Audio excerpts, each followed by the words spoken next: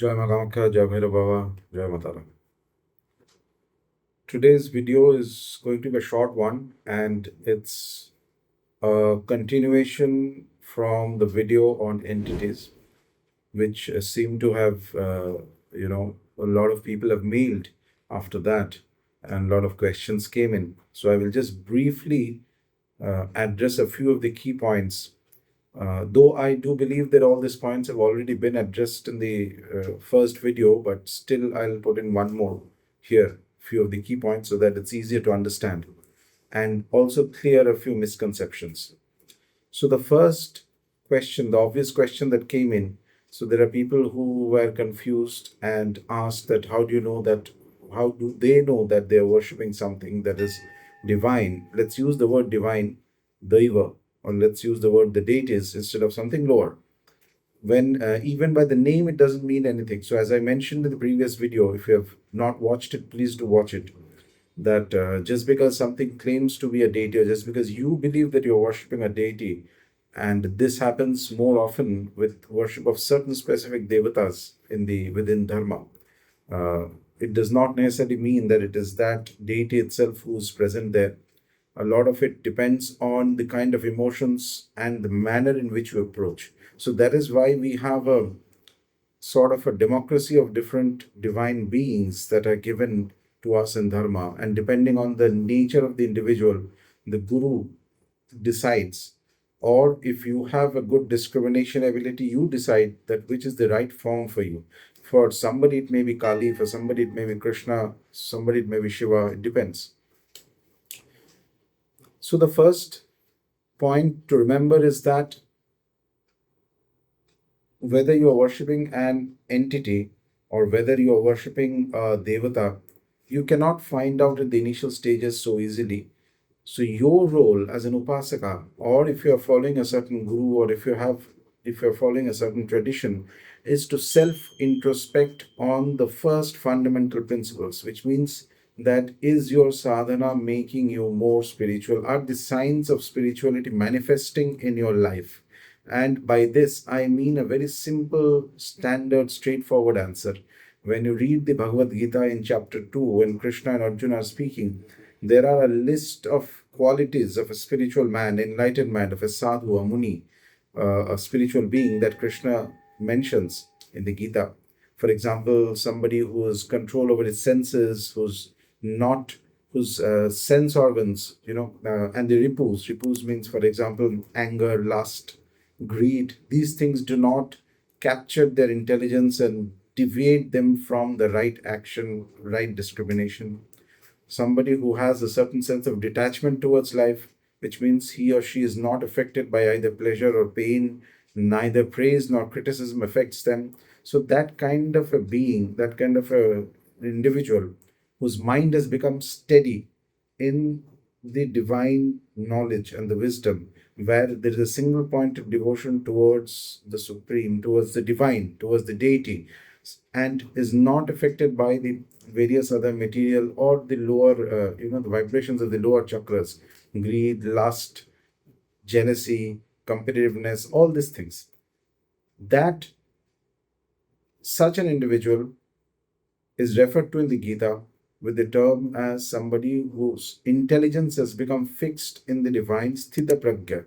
This is a very key terminology that is used, and this one term kind of captures the essence of many things in spirituality. While it is not just one word, I mean, there are various other states in spiritual processes. As you go deeper, you understand. But for the time being, for the purpose of this specific message that I have, that is like a touchstone by which you can understand that are your negative qualities reducing, are your positive qualities, your steadiness. By positive qualities I mean a certain degree of calmness, detachment, a certain a perspective towards life and things. I mean, the same things that may have affected you much more intensely now affects you much lesser, and you have the ability to process the various ups and downs of life without getting swayed by them too easily. That is a very clear sign that you are actually making progress in your consciousness. So this is the first most important judgment that has to be done when you're in the spiritual path. It does not matter whom you're worshipping. It does not matter whether it's Kali, Krishna, or any other deity that you worship, or whether it is something else. Doesn't matter. These qualities, it is by the fruits, by the result, by the impact that it has on the Upasaka that you know that he or she is in the right path or not. You do not judge based on who or he or she says he is worshipping, but by the result of that, which reflects in the energy and the aura of the individual. That is the first and the unmistakable sign that never goes wrong. By that, you can understand that whether the worship is right and whether the worship is wrong. Because these qualities cannot be given by a lower entity. Only the gods, the various great gods that we worship, whether it's Shiva, Kali, Tara, Vishnu, it is these gods. As you go closer to them, they make you more detached, they make you more spiritual. Your materialistic tendencies will reduce. So, this is the clear idea. This is the first principle that is needed. Whether are you becoming more detached? Is Sthita Prajnata reflecting in your consciousness more? Then, yes, you are on the right track. This is thumb rule number one. So always remember, it is by the result that you will understand. No other way to understand. You cannot just have a lot of, you can read a lot of books and you can have a lot of misdigested theory in your head, but that is not going to save you, provided if your consciousness still craves for the lower vibrations, because then it is going to attract something that is lower. So this is the first key principle. By self introspection, you will realize whether you are actually on the right track or not. First principle. Number two, there are people who, quite a few, who mailed and messaged. I think perhaps they misunderstood, or perhaps they saw this as a validation of their own biases, where it was more from certain Abrahamic perspectives, who believed that they worship a true God and everything else that polytheistic systems or Hindus worship is all false. This is complete rubbish. Actually, this is a bias that they have, and unfortunately, this is a limitation in their system, that they do not have the capacity to process the nuance and the sophistication of the methods that we use in dharma. For example, worship of devatas, worship of idols, etc. These are processes that we follow, and the complexity of it and the sophistication of it is far more advanced than anything that has come out of the Abrahamic landscape. So it's understandable that they will not understand, and not only not understand, they have their own biases. So they've been taught that way. So we do not accept those biases. So this has got nothing to do with whether you worship an idol or not. Idol worship, worshipping through a Vigraha, we call it Vigraha. Worshipping through a Vigraha is a very, very valid process. You have the Vigraha, you do the Prana Pratishtha, you bring in the right energy of the deity, and it will boost your spiritual practice like anything, provided you do it in the right manner. That is the key thing. You do not randomly do things. And these are all mentioned in texts and well established dharmic traditions. So there is no question about that. So the idea that there is some true God and some false God, no, that is not a correct understanding from the dharmic perspective. There are the plane of the gods. There are great gods, whether it's Shiva, whether it's Vishnu, whether it's Kali. These are fantastic. All of them can make you spiritual in their own way. There are certain nuances and differences in that. Maybe in some other video I'll talk about it, because otherwise it'll get too complicated. But yes, all worship of any of these great gods is perfectly all right. However, whether your worship is correctly going to the right entity, to the right deity for that matter, to the Devata, and it is not being taken by something lower, the only way you judge it is, as I mentioned in point number one, is it making you more detached? Is there a certain sense of calmness, a detachment, a perspective in life where you are not swayed so easily by the lower vibrations of anger, greed, lust, jealousy, competitiveness, these things? If these qualities are manifesting, then yes, your worship is correct. It does not matter whether you're worshipping Kali or Shiva or Krishna. In the same vein, if you worship a god or a deity who tells that no, he or she is the only right one and everything else is wrong, and it allows you a license to go and remove forcibly or otherwise, one way or the other, destroy the paths of other people, then definitely that is not a part of our dharma. In fact, if you read the story of Narsimha and Prahlad, Bhakta Prahlad, you will see that the Asura Hiranyakashipu actually told everybody that he himself is the god and there is nothing else in the universe. He is the supreme being and everybody else is lower. Everybody else should not be forcibly. He removed the worship of everything else until Vishnu came in the avataram of Narsimha and destroyed him. And after destroying, Vishnu did not say that now only worship me. He said that now the Vedic Yagyas should worship all the deities, all the devas that are mentioned. Everybody, all the divine beings should get their due through the process of the Vedic Yagyas and whatever else rituals are done. So, in a polytheistic framework, this is how it is. There is a multitude. Divinity is a multitude. It's not one entity. It's far more complicated, nuanced, and sophisticated than a straight-jacketed idea that there is only one. There is one. That one is very complicated. That one has multiple personalities, and these are the great gods that we worship. So do not confuse this at all with the idea that there is some one true and false God. That dichotomy does not exist in Dharma. There is a plane of gods where there are many gods, and then there are lower planes which are lower entities. So the video is basically aimed at saying that you do not worship those lower entities, you worship the true gods. And in order to be able to worship the true gods, you have to self reflect whether it is bringing about the qualities of detachment, same qualities which Lord Krishna mentions to Arjuna in the Gita. In the chapter 2 itself, you'll have a few slokas where he kind of, chapter 2 of the Gita is more like a gist of the whole text. He is mentioning that what are the qualities of a spiritual man, and those same principles apply to everybody anywhere in the world who is trying to practice, enter into the path of spirituality, regardless of what deity they're worshipping. If those qualities are not reflecting, then you have to work hard towards them.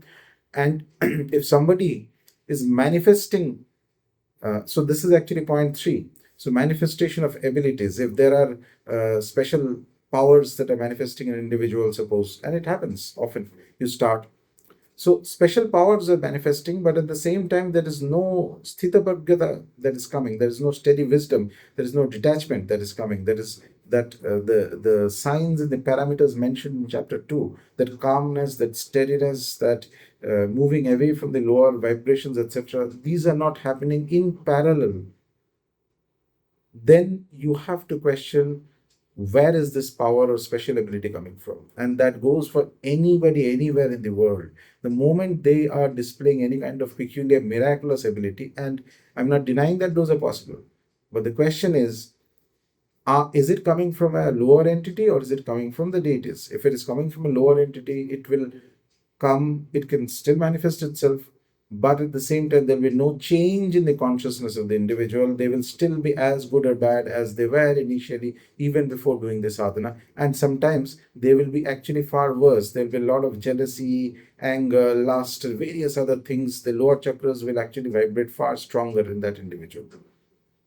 If a true God, if a deity, if one of the devatas gives a gift, a specific ability to an individual, they also make them spiritual. Both of these will come together. A true being from the realm of the gods, something like Shiva, the gods that we worship, Shiva, Durga, etc., they will never come to an individual without making them spiritual. Whether they give you a special ability or not does not matter. They will turn the consciousness spiritual as per the principles which are already well established in Dharma. So, this point is also very crucial to understand, that whenever you are worshipping, whatever you're worshipping, whatever your path, self reflect and see that is it making you calmer, is it making you more detached. Number 2, if there is a sudden awakening of a spiritual ability, some kind of ability, but at the same time, these fundamentals are not activated yet, detachment, and a certain degree of calmness, an ability to accept the ups and downs of life without getting affected. If these two are not happening, then you need to question that is it really the gods that is giving you this or something else. And this principle is very useful, especially when you go across and meet a lot of people who have various abilities. By just application of this, you will understand whether truly it is a deity that is giving them or something else that is giving them this ability. And last point, most importantly, meditation. Ability to meditate deeply is something which only the devatas can give you. They cannot be given by any entity lower than the deities. Any any of the lower, the beings that are there in the universe, there are hundreds and thousands of beings. Between us and the realm of the gods, many of these beings exist. They can give you a lot of things. They can help you solve problems and this and that, etc. They can manifest various abilities, miraculous stuff that is happening, healing, this, that, etc. All this they can do. Except one thing: they cannot make you meditate. They do not have the concentration or the power to take the mind into a single pointed condition where you slowly go deeper so that you forget the world, you forget yourself, you enter into a different zone. Meditation is the one thing, true meditation is the one thing that nobody can teach you, no guru can give you, nobody can teach you but through the power of the devatas. Only they can do that. In fact, devatas are so spiritual, even if they come close to an individual, they'll make you meditative. Your mind will lose interest in the material things around you, and as you lose interest, you will develop a certain very strong depth in meditation. And once that starts activating, that itself will become the key thing in your sadhana. You will look forward to meditation. You will look forward to when can you next sit down for meditation. Even if you sit for half an hour for meditation, even if for 10 seconds the mind becomes absolutely concentrated, it generates a sense of bliss. And the meditation has to be on the devata only. You don't need to meditate on anything else. On the deity whom you're worshipping, meditate on that. And in between, in the depth of the meditation, you will feel a certain degree of calmness, a certain degree of peace, a certain bliss. That itself is the clearest sign that your sadhana is correct. And whomsoever you are worshipping, whichever deity you are worshipping, whatever method you are using to worship, is absolutely on the right track. Meditation is the complete and absolute and perfect touchstone, the one thing that separates the gods from everything else. So with that, I hope many of the questions that have been asked are cleared. Jai Ma Kamakhya, Jai Bhairava, Jai Matarai.